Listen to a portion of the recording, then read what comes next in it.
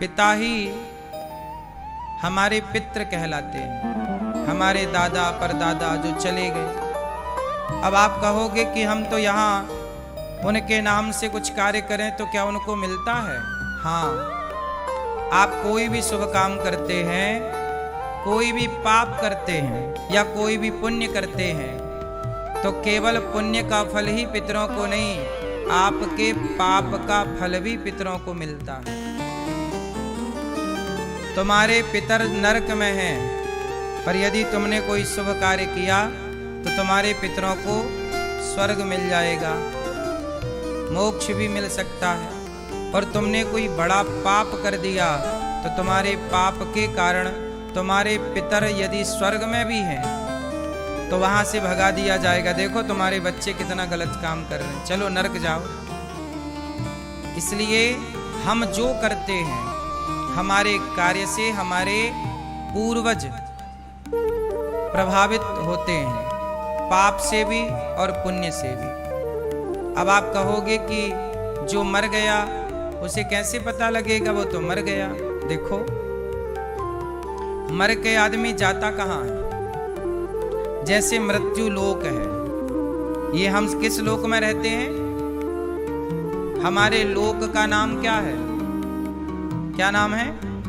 मृत्यु लोक। हम मृत्यु लोक में रहते हैं। ऐसे स्वर्ग लोक है, ब्रह्मलोक है, गौलोक है, उसी तरह एक लोक है जिसे पितृलोक कहते हैं। जब यहाँ से आदमी मरता है तो सीधे पितृलोक में जाता है। पहले उसका यमराज जी के पास हिसाब किताब होता है कि आपका पाप कितना है, पुण्य कितना है।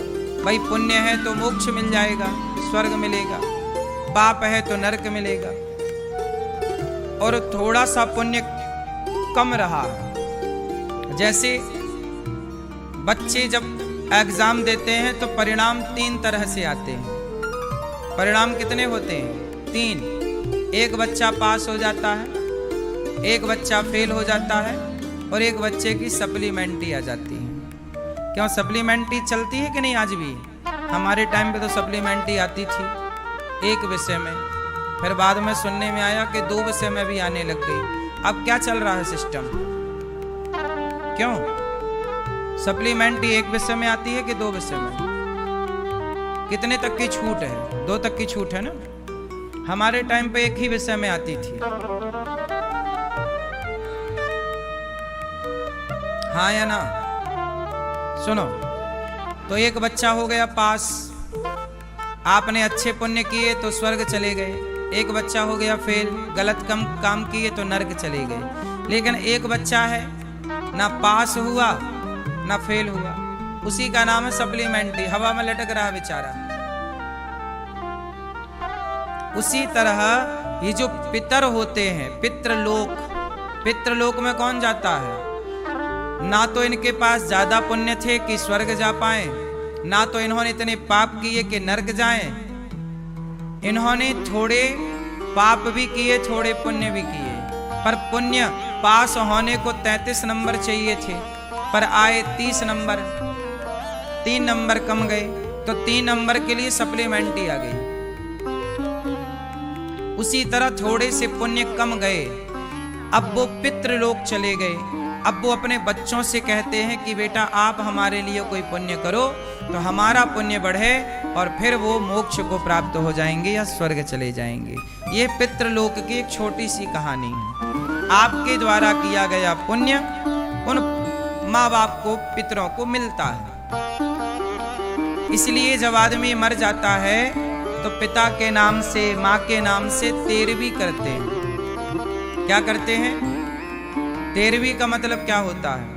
13 दिन में 13वीं होती है।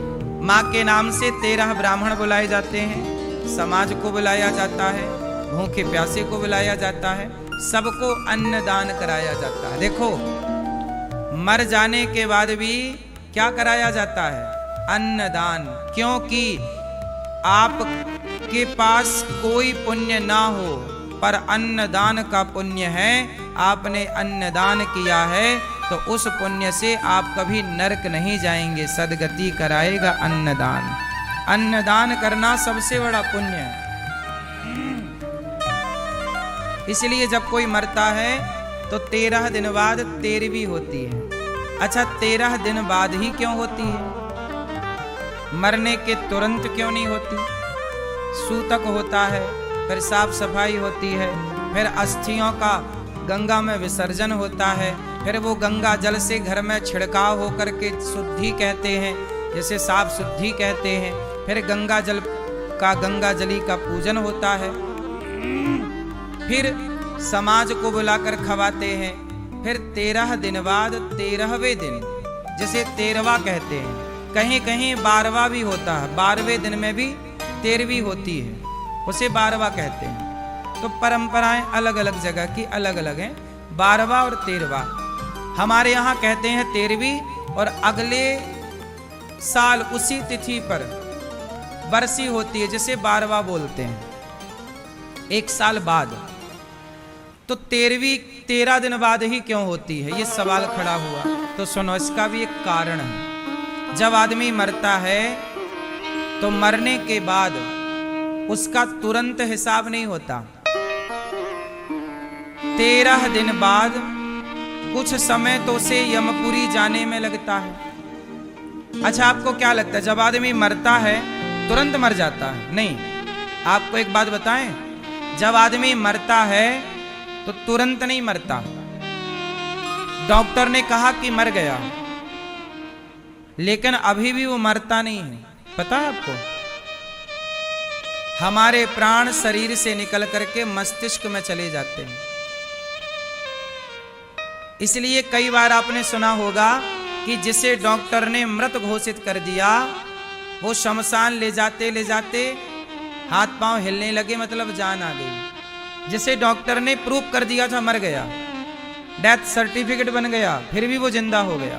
बोलो हाँ, ऐसा हुआ कि नहीं? कभी होता है। क्यों होता है? क्योंकि जब आदमी मरता है तो वो मरता नहीं है, उसके प्राण ब्रह्म रंध्र में चले जाते हैं। मरना कब बोलते हैं? जब उसका अंतिम संस्कार हो जाता है। इसलिए हमारे यहाँ कपाल मोचन क्रिया होती है। मरे हुए मतलब चिता पे जब आदमी जलता है तो उसका सिर फोड़ करके घी डालते हैं, हाँ या ना? कपाल मोचन क्रिया कहते हैं उसे, जिसे अंतिम संस्कार कहते हैं। अंतिम संस्कार किसे कहते हैं? क्यों भैया? चिता पे जलाना ये अंतिम संस्कार नहीं है। चिता पे जलते हुए जब आधा जल जाता है तब उसका कपाल मोचन होता है, सिर फोड़ करके और घी डाला जाता है, उसे कहते हैं अंतिम संस्कार। आप लोगों को यही पता होगा ना कि चिता पे जलने को अंतिम संस्कार नहीं।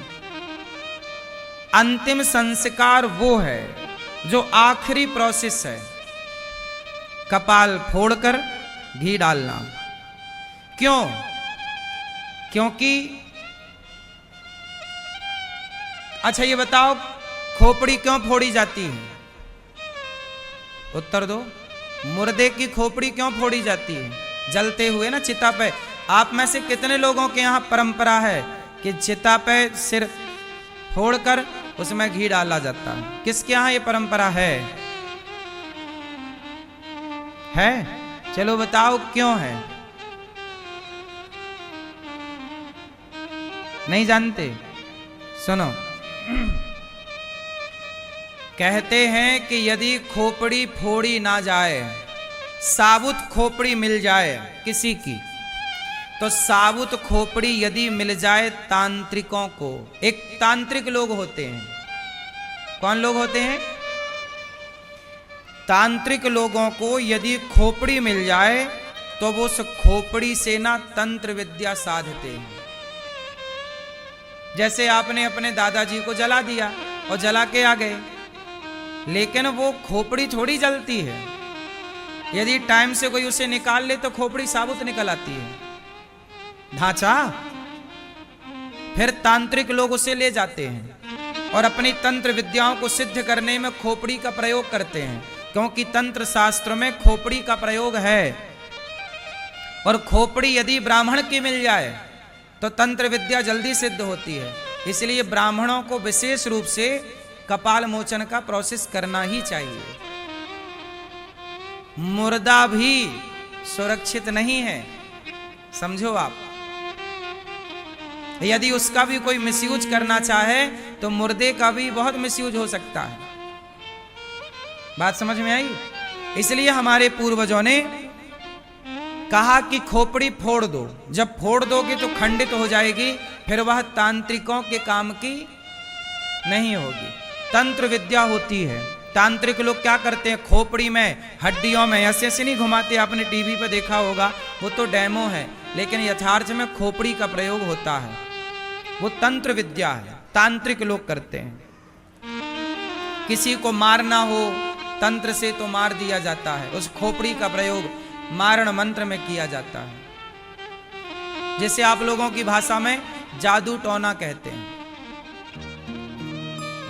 आप लोगों की भाषा में क्या कहते हैं? जादू टोना। वैसे अब इस जादू टोना को जानने वाले लोग हैं नहीं, लेकिन यदि कोई जानने वाला है तो वो जानने वाला उस खोपड़ी का मिसयूज कर सकता है। इसलिए हमारे यहाँ चिता पर खोपड़ी खंडित की जाती है, तोड़ करके घी डाल दिया जाता ताकि वो जल जाए, और तभी पूर्ण मृत्यु मानी जाती है जब अंतिम संस्कार हो। इसलिए हमारे यहाँ जब कोई मरता है, जैसे किसी की मृत्यु हुई 10वीं तिथि को, उदाहरण जैसे कोई मरा 10वीं तिथि को, लेकिन उसका अंतिम संस्कार हुआ एकादशी को। मरा 10वीं को और अंतिम संस्कार हुआ एकादशी को, तो बताओ उसकी मृत्यु कब मानी जाएगी, 10वीं को कि एकादशी को? हाँ, इसलिए जिस दिन अंतिम संस्कार होता है उसी दिन से उसके पिंडदान की तिथि निश्चित होती है, श्राद्ध की तिथि निश्चित होती है। उसी दिन से 13वें दिन 13वीं की तिथि निश्चित हो। मृत्यु के दिन से 13 दिन नहीं गिना जाता, अंतिम संस्कार से 13 दिन गिना जाता है। इसका मतलब है कि मरा हुआ व्यक्ति अभी मरा नहीं, जब तक उसका अंतिम संस्कार ना हो तब तक पूर्ण मृत्यु नहीं मानी जाती। तो ये हो गया मृत्यु का विधान। अब आगे चलते हैं। 13 दिन बाद ही क्यों होता है प्रोसेस 13वीं का? इसका कारण है कि जब आदमी का अंतिम संस्कार होता है तो अंतिम संस्कार के बाद जैसे आदमी की 13वीं अग्नि हो गई, चिता पे जल गया, तो कहते हैं चिता पे जलने के बाद 13 दिन तक वह प्राणी वही होता है आसपास। यमदूत उसे शरीर से तो निकाल कर ले जाते हैं, पर वह वहीं भटकता रहता है। क्यों? क्योंकि यमराज यमदूत उसे ये दिखाना चाहते हैं कि देख, जिस परिवार के लिए तू रोता रहा, परेशान होता रहा, अब वो परिवार देख, तेरे बिना तू कहता था कि मेरे बिना क्या होगा, देख तेरे बिना सब हो रहा है कि नहीं। जिस अभिमान में तू जीता था, आपको क्या लगता है मेरे बिना क्या होगा, मेरे बिना क्या होगा? अरे भाई साहब, तुम आराम से मरो, सब बिंदास होगा। क्या रुका है? किसका रुका है? किसी का रुका हो तो बताओ। हम इस झूठे घमंड में रहते हैं कि हमारे बाद क्या होगा, सब बढ़िया होता है। तो वो आदमी 13 दिन तक वहीं रहता है, सब देखता है। इसीलिए आपने देखा होगा हमारे यहाँ जब आदमी मर जाता है तो उसके नाम का घट बांधते हैं। क्या बांधते हैं? अब देखो आज के जमाने में ना ये परंपराएं नष्ट हो गई। अब क्या है, आदमी को जल्दी होती है। आजकल तो आदमी 3-4 दिन में 13वीं कर लेता है। आज शहरों में तो 13वीं भी 4-5 दिन में हो जाती है, और 13वीं और बरसी एक साथ कर लेते हैं। मतलब आजकल बच्चों को बिल्कुल टाइम नहीं है, 3-4 दिन में ही सब खत्म। हाँ या ना?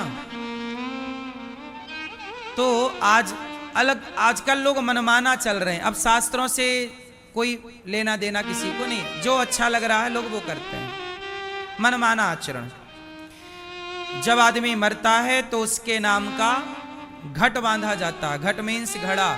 हमारे यहाँ पीपल पे बांधते हैं, पीपल पे घड़ा बांधते हैं। कहा जाता है कि वह जीव प्राणी यहाँ होता है और वह घड़े का पानी पीता है। उस उतने दिन 13 दिन मतलब कुछ दिन, 13वीं दिन तो 13वीं होती है, तो फिर वो 13वें दिन जो जूठन बचता है ब्राह्मणों का, इसलिए 13वीं जब खाओ। अच्छा, एक चीज आपने ध्यान दी होगी, 13वीं सबको पचती नहीं है, पता आपको?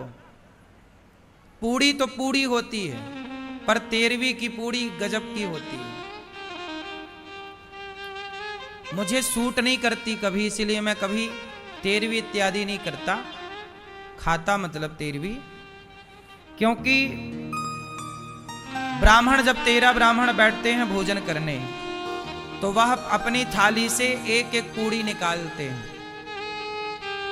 उस प्राणी के नाम की, जिस प्राणी की वो 13वीं खाने आते हैं, और निकाल करके उस प्राणी के नाम की फिर वो पूड़ियां, वो प्रसाद गाय को खवाया जाता है या पक्षियों को डाला जाता है।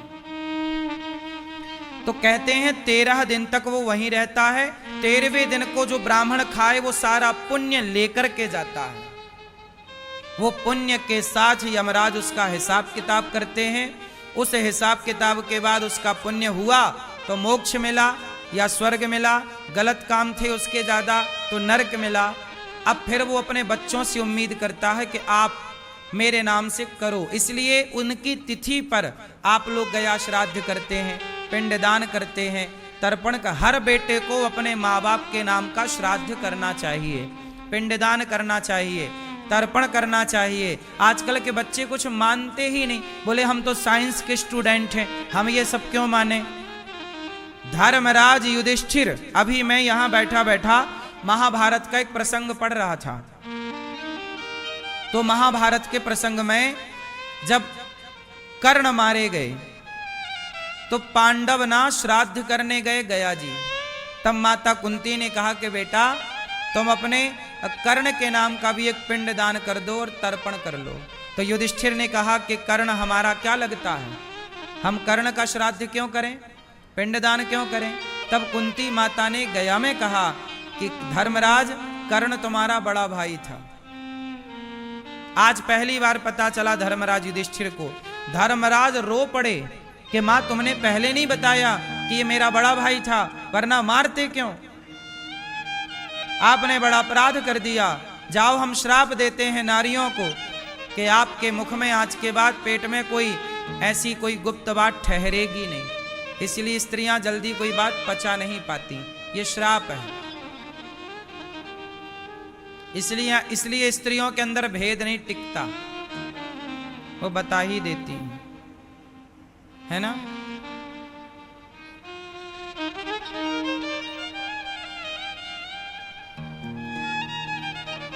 और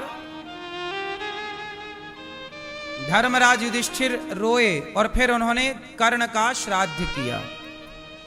तो देखो, ये श्राद्ध परंपरा, ये पिंडदान, ये कोई आज की नहीं है। भगवान कृष्ण ने भी किया अपने पूर्वजों का, धर्मराज युधिष्ठिर ने भी किया, स्वयं राम ने भी किया, भगवान राम। तो ये परंपराएं हम सबको करनी चाहिए।